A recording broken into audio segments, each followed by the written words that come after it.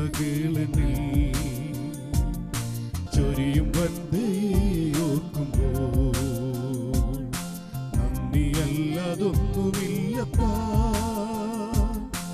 എന്റെ നാവൽ ചൊല്ലിടുവാനാ അതൊന്നുമില്ലപ്പാ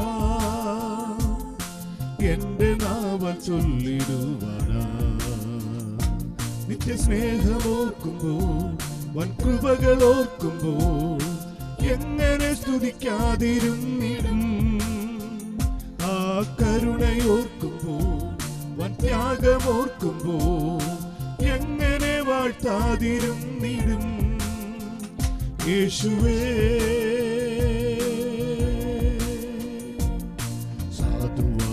എന്നെ സ്നേഹിച്ചു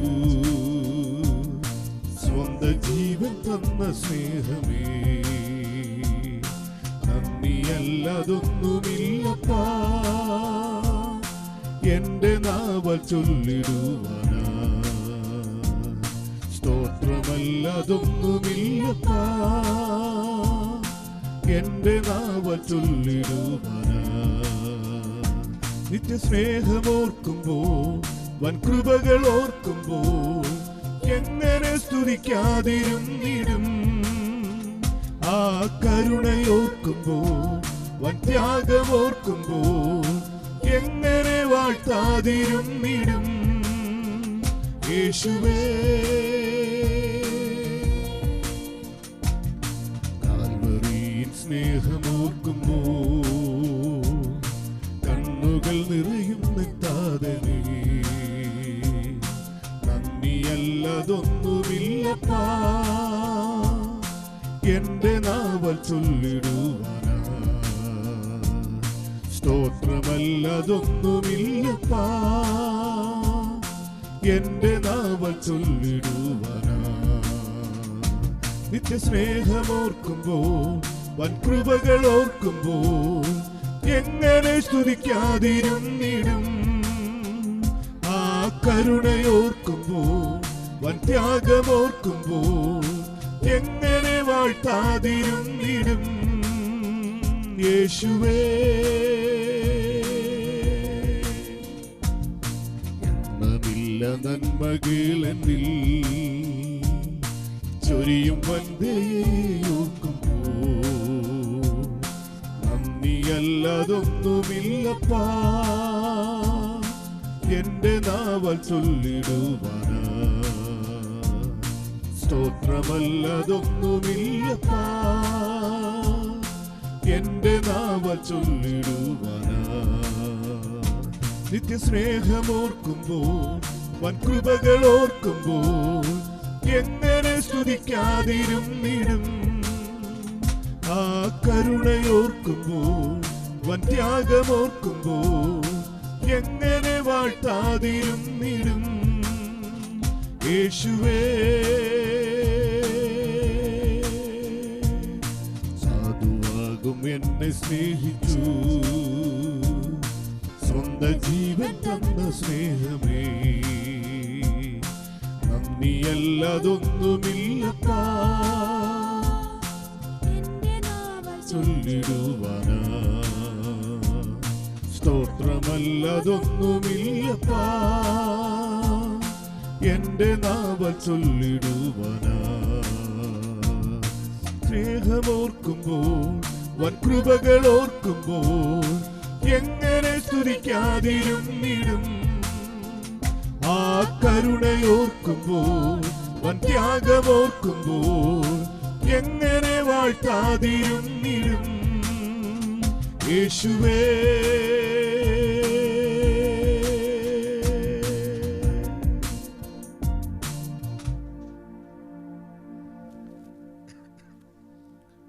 അത്യുന്നതങ്ങളിൽ ദൈവത്തിന് മഹത്വം, ഭൂമിയിൽ ദൈവപ്രസാദമുള്ളവർക്ക് സമാധാനം.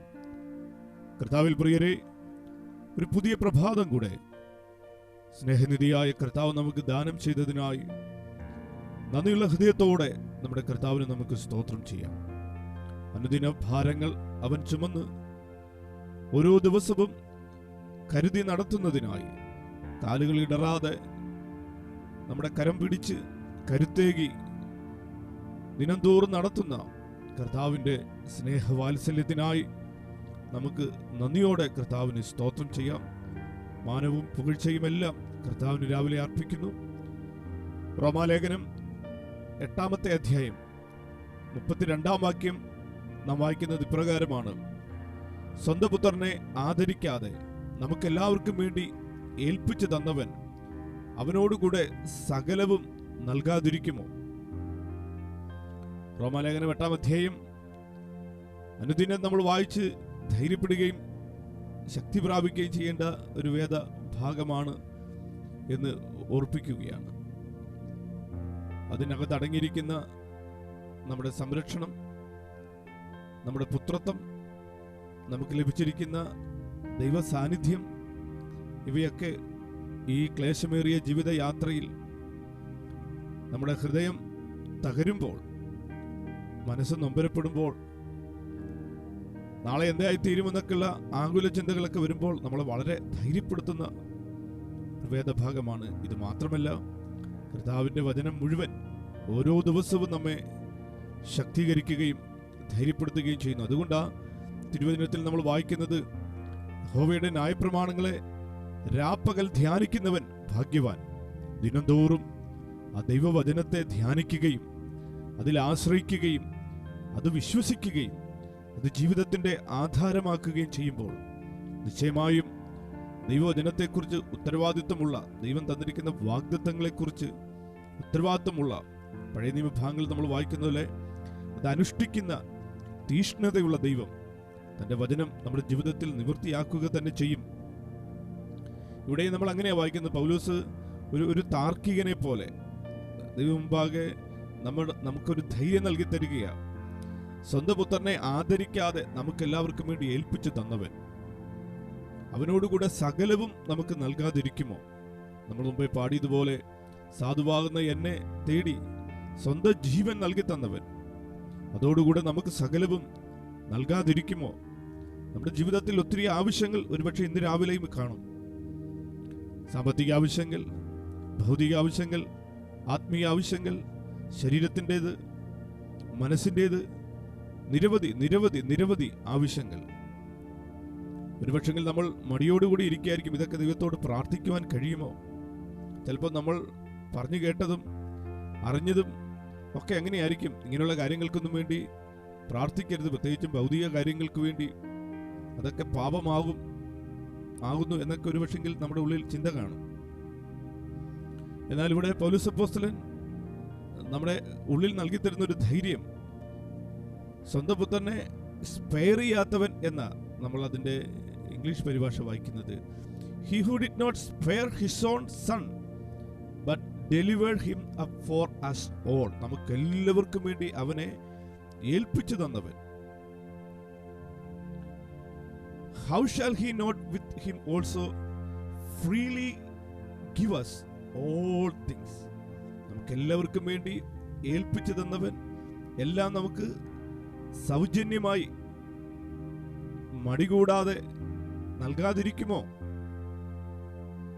സ്വന്തം പുത്രനെ അവൻ അവിടുന്ന് നമുക്ക് നൽകി തരികയായിരുന്നു.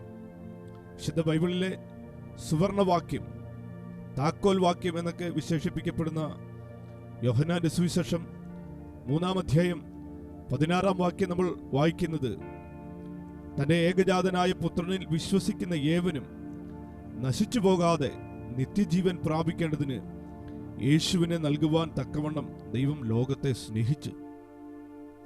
യോഹന്നാന്റെ സുവിശേഷം 3-ാം അധ്യായം 16-ാം വാക്യം ഇംഗ്ലീഷിൽ നമ്മൾ വായിച്ചാൽ 25 വാക്കുകൾ കൊണ്ട് അത് നിറഞ്ഞിരിക്കുന്നത്. അതിലെ മധ്യവാക്ക്,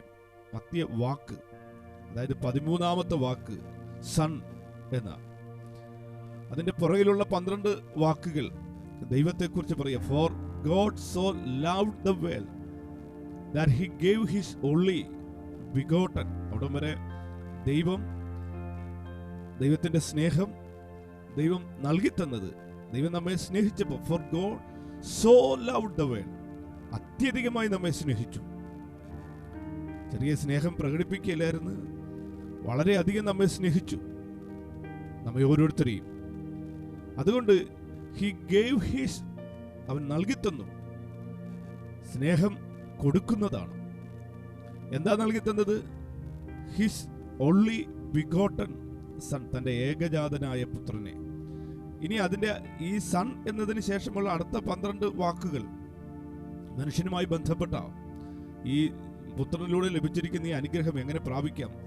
ദാറ്റ് ഹൂഎവർ ബിലീവ്സ്, ആരൊക്കെ വിശ്വസിക്കുമോ. അതിന് ജാതിയില്ല, മതമില്ല, കുലമില്ല, വർഗമില്ല, വർണ്ണമില്ല, ദേശമില്ല, ഭാഷാന്തരങ്ങളില്ല. Whoever believes in him should not perish but have everlasting life. ആരൊക്കെ വിശ്വസിക്കുമോ, ആർക്കും വിശ്വസിക്കാം. വിശ്വസിക്കുന്ന ആരും നശിച്ചു പോകാതെ. ഒരുപക്ഷെ നമ്മൾ ഏറ്റവും അധികം കേട്ടിട്ടുള്ളൊരു വാക്കതായിരിക്കും, നശിച്ചു പോകും, ഇല്ലാതായിത്തീരുമെന്നൊക്കെ. നശിച്ചു പോകാതെ നിത്യജീവൻ പ്രാപിക്കുവാൻ യേശുവിനെ നൽകി. ഇതും കൂടെ ചേർത്ത് വെച്ച് വേണം റോമാലേഖനം 8-ാമത്തെ അധ്യായം 32-ാം വാക്യം നാം ഈ രാവിലെ ഒന്ന് ഹൃദയപൂർവ്വം ധ്യാനിച്ച് ദൈവത്തിന് സ്തോത്രം ചെയ്യുവാൻ.